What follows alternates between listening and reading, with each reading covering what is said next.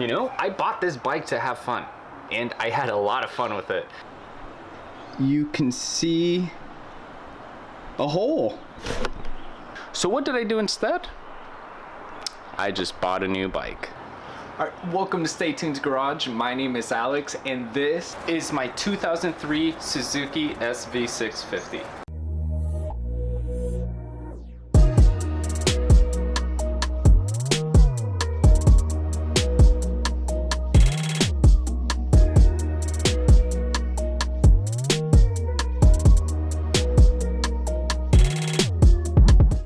So a little over 2 years ago, maybe 3 years by now, I bought this bike and learned how to ride, and I started making YouTube videos with it called Fast Food Fridays. This bike is freaking awesome. I love this bike. It was my first bike, so I got to learn everything on it. I put thousands of miles on it as soon as I got it. I rode all summer. I rode in the fall, in the winter.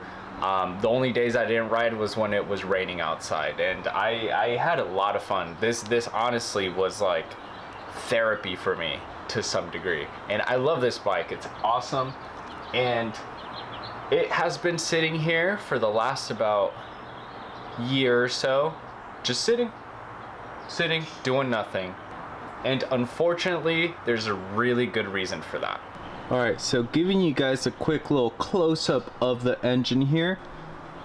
And if you keep going under the oil cooler right here, you'll find the starter. And if you zoom in right behind the starter, you can see a hole. Now you might be asking yourself, why is there a hole in the engine block of the bike? And it's a pretty simple answer, right?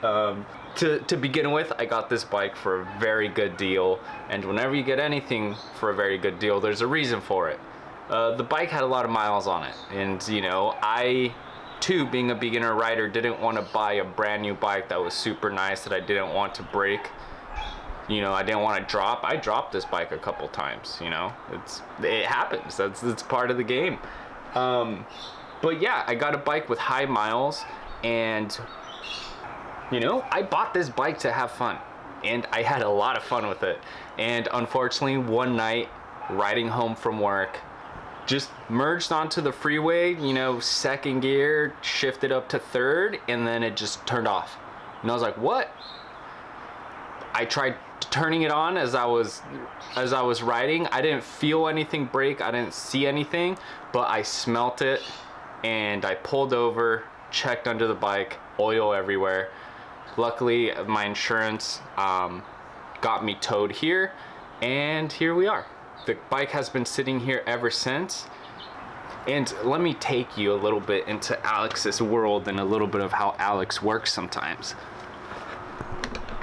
So here I am with a $2,000 motorcycle that I just beat the crap out of. I just blew it up, and a new engine to throw in it would cost me around $1,000. You know, if you buy them used from a wrecked bike online, you're gonna get them for around $1,000 by the time you get it shipped, or just because that's the price.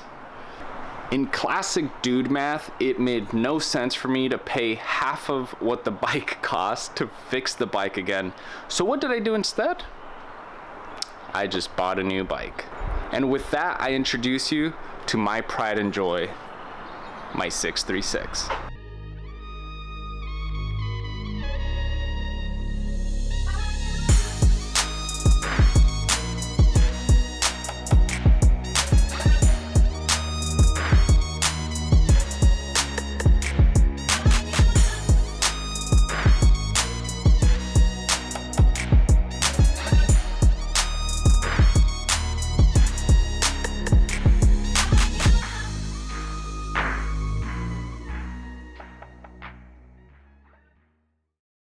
So this is my 2016 Kawasaki ZX6R 636, and I've never technically unveiled this bike to the channel. I have had this bike for about a year and a half, And you guys might have seen it in the background of videos in the past, but I have never actually shown this bike on the channel, and it is my true pride and joy. This is like one of my dream vehicles.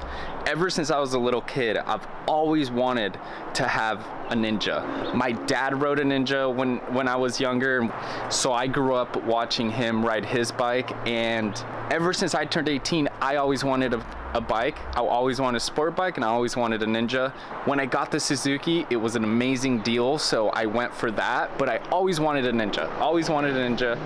I even debated getting a Ninja 400 as my beginner bike, but like I said, Suzuki came up for an amazing deal, and so I went with that instead.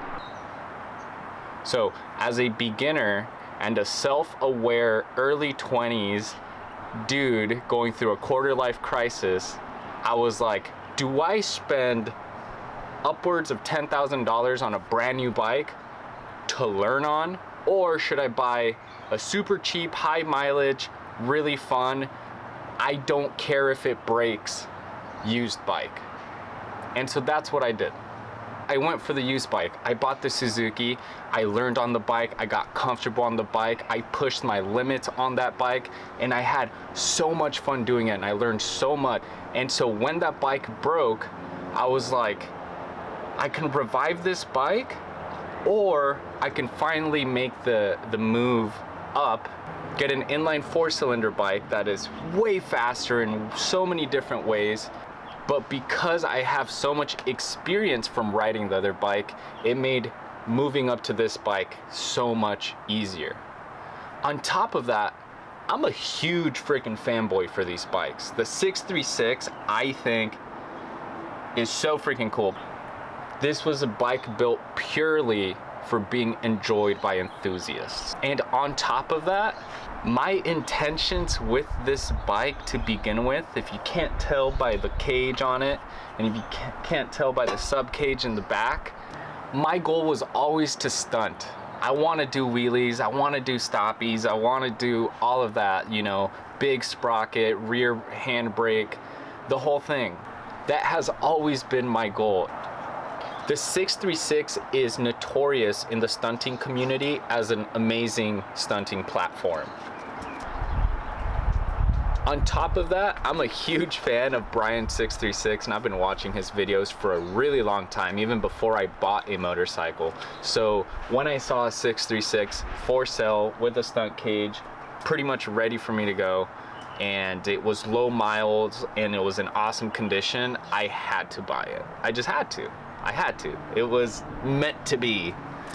So my goal has always been to learn how to stunt on this bike. So why haven't I done that? Well, that's a really good question, right? Why haven't you done it? You have the bike, you've been riding it, and basically this is the most expensive vehicle that I own, or at least the most expensive vehicle that I've paid for, right? The Mustang I got for 500 bucks. The Honda I got for 1,500, and the SV650 I got for 2 grand. This bike was about 10 grand when I bought it. It was really easy for me to say, oh, I'll just buy a 636 and I'll start stunting it. And now I have the most expensive asset that I own, and I want to go learn how to do wheelies and learn how to do stopping and do all these things with really high margins of error built in, especially as a beginner, you know. And that is a pretty hard pill to swallow, especially knowing how hard I had to work to buy this bike. You know, 10 grand, you don't just get 10 grand. 10 grand's a lot of money. If you don't think 10 grand's a lot of money, then I wish I was you, I'll tell you that much. And so if there is anything that I want to leave you with in today's video, is that we're gonna make it happen. All right, I'm sick of pulling excuses. I'm sick of saying I don't want to get hurt. I'm sick of saying that I don't want to ruin my bike. If I ruin my bike, so be it.